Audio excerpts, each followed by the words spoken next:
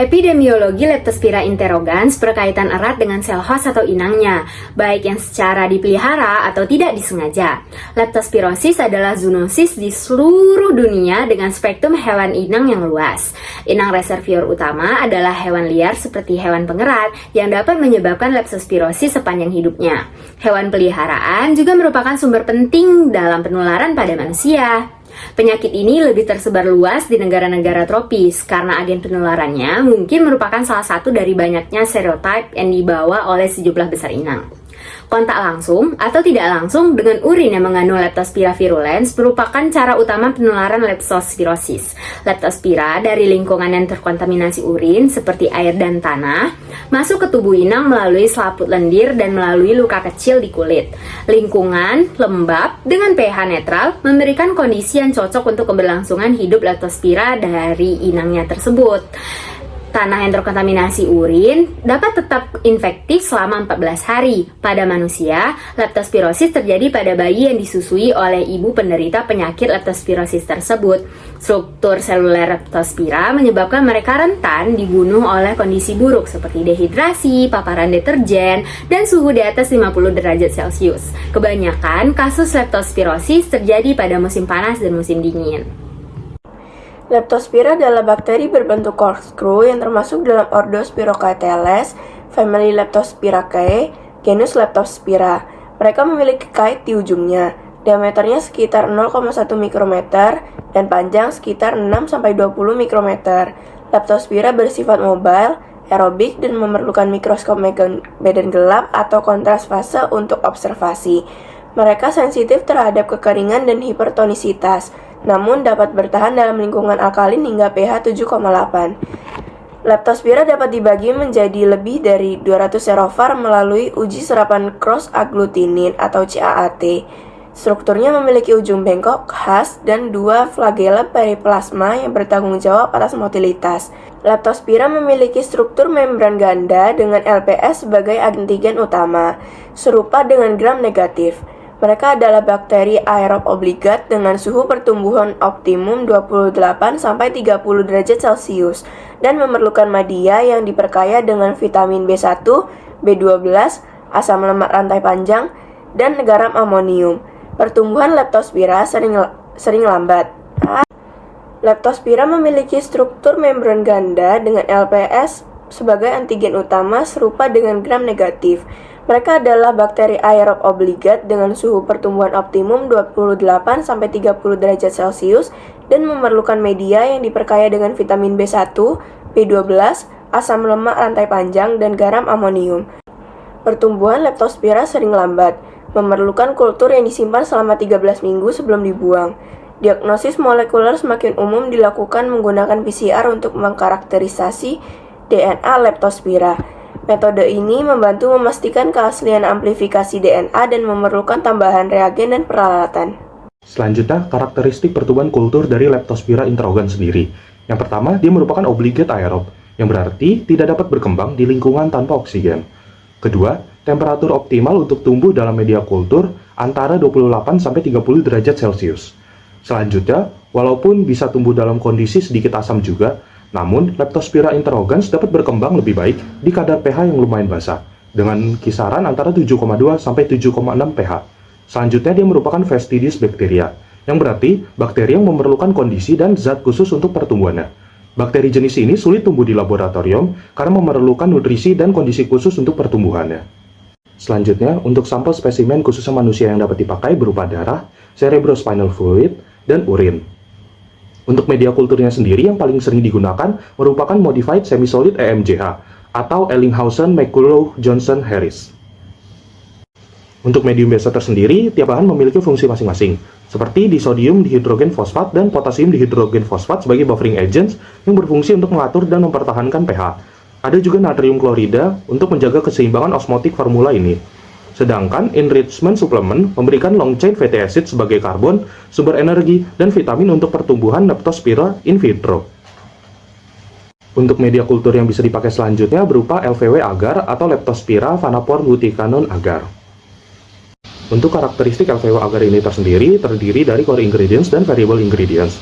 di mana core ingredients terdiri dari Leptospira medium base MJH, Leptospira enrichment MJH, yang keduanya digunakan karena umum untuk kultur Leptospira, dan ada sodium pyruvate yang digunakan karena dapat meningkatkan pertumbuhan Leptospira ketika ditambahkan ke media padat. Selanjutnya ada variable ingredients berupa bacteriological agar, noble agar, dan Rhabdicellum. Kompleksitas struktur antigen Leptospira interrogans memicu respon kekebalan tubuh yang melibatkan produksi mediator inflamasi. Komponen utama dari struktur antigen Leptospira interrogans ini terdiri dari flagellum, protein, lipid, dan antigen lipopolisakkarida atau LPS, yang semuanya berperan penting dalam interaksi dengan sistem kekebalan tubuh inang tersebut. Yang pertama, dari struktur antigen ini ada flagellum atau flagella, berperan dalam gerakan, adesi, dan infeksi Leptospira pada inang, serta menjadi target sistem kekebalan tubuh. Lalu yang kedua, ada lipid. Lipid memfasilitasi gerakan dan interaksi dengan inang, serta menjadi target terapi atau vaksinasi. Yang ketiga, ada protein. Berperan dalam adesi, penetrasi, modulasi respon imun, dan pembentukan biofilm. Serta yang keempat, ada antigen lipopolisakkarida atau LPS.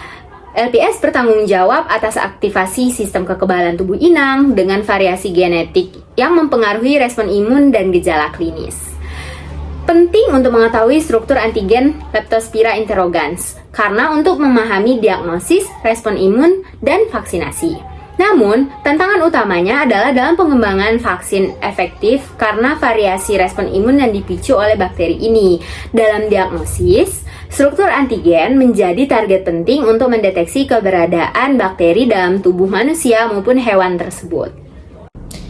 Leptospirosis biasanya terjadi di tempat-tempat yang tergenang oleh air, seperti sungai, danau, ada yang tergenang oleh air, atau tempat-tempat lainnya. Hewan seperti tikus yang membawa Leptospira mencemari air melalui urinnya, dan ketika manusia berkontaminasi secara langsung dengan air ini, maka Leptospira dapat masuk melalui luka di kulit atau menembus jaringan mukosa seperti konjungtiva, nasofaring, dan vagina.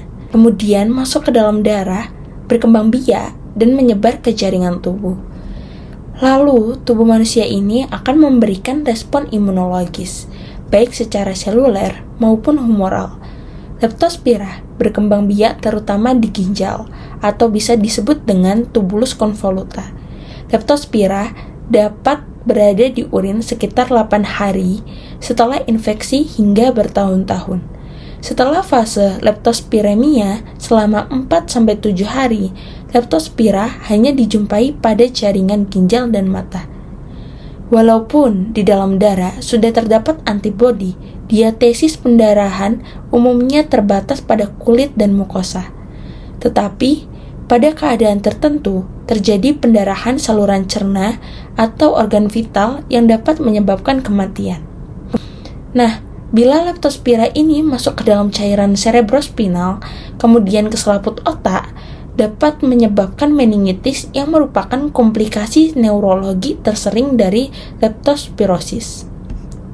Leptospira ini termasuk kuman nefrofilik yang dapat menyerang seluruh bagian ginjal secara invasi langsung.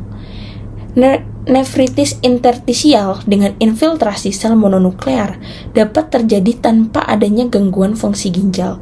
Selanjutnya, pasien dapat mengalami nekrosis tubuler yang dapat menyebabkan komplikasi akut kidney injury.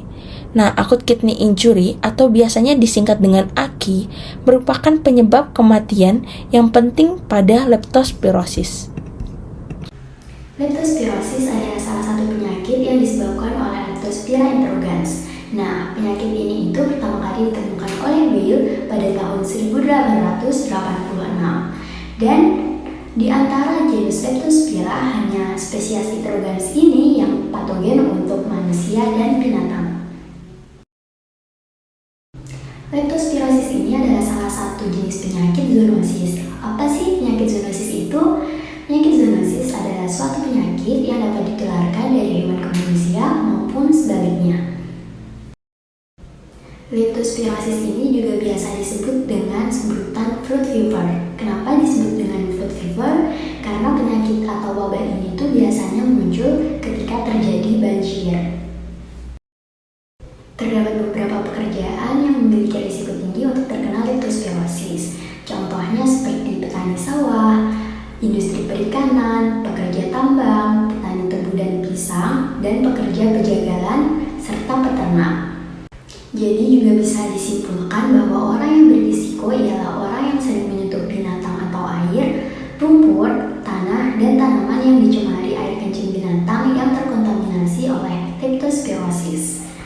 Nah, salah satu kendala penanganan leptospirosis ialah kesulitan dalam menegakkan diagnosis awal, karena biasanya itu pasien datang dengan berbagai macam keluhan dari berbagai sistem organ, sehingga sering didiagnosis dengan meningitis, hepatitis, nefritis, dan penyakit lainnya. Maka dari itu, anamnesis sangatlah penting untuk dilakukan, mulai dari menanyakan identitas pasien, misalnya pekerjaan dan tempat tinggal. Hal tersebut untuk menunjukkan apakah pasien ini termasuk orang berisiko tinggi atau tidak, untuk mengetahui apakah pasien kontak atau tidak dengan binatang atau tanah atau air yang terkontaminasi dengan urin hewan.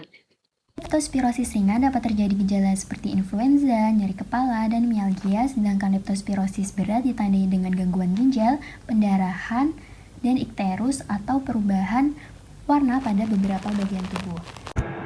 Berikut sekilas mengenai terapi dan pencegahan infeksi. Untuk terapi, pengobatan dengan antibiotik yang efektif itu harus dimulai segera setelah didiagnosis leptospirosis, dan sebaiknya dilakukan sebelum hari kelima setelah timbulnya penyakit. Kemudian kasus yang tidak terlalu parah juga dapat diobati dengan antibiotik oral seperti amoksisilin, ampicillin, doxycycline, dan erythromycin. Nanti akan dijelaskan untuk pilihannya setelah berikut.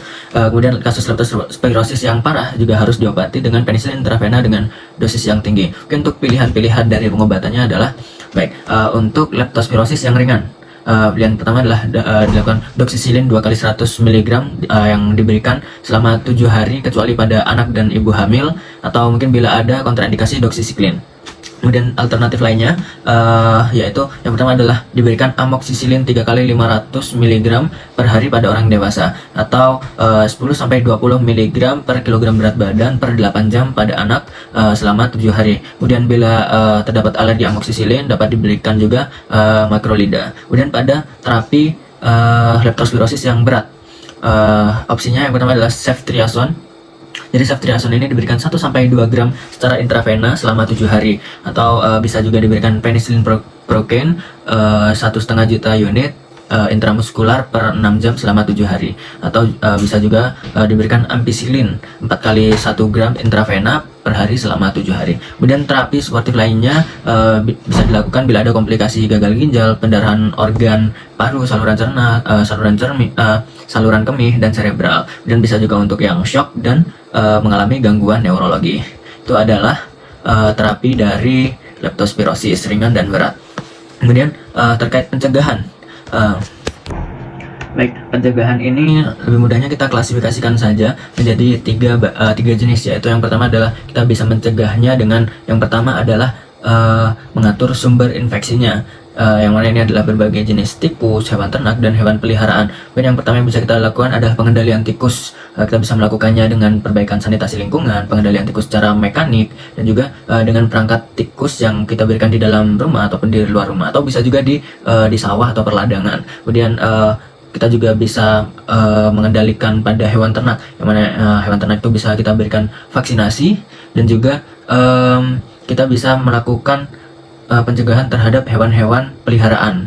Kemudian klasifikasi yang kedua yaitu kita bisa melakukan pemutusan alur penularan antara sumber infeksinya dengan manusia. Kita bisa melakukannya dengan pemberian disinfektan pada penampungan air dan badan air alami. Kemudian kita juga bisa mengelola tanah yang terkontaminasi bakteri leptospirosis. Kemudian klasifikasi ketiga yaitu kita bisa melakukannya pada leptospirosis yang terinfeksi pada manusia, yang mana pengendaliannya bisa dengan antibiotik, atau bisa juga kita lakukan promosi kesehatan agar orang-orang teredukasi terkait leptospirosis ini.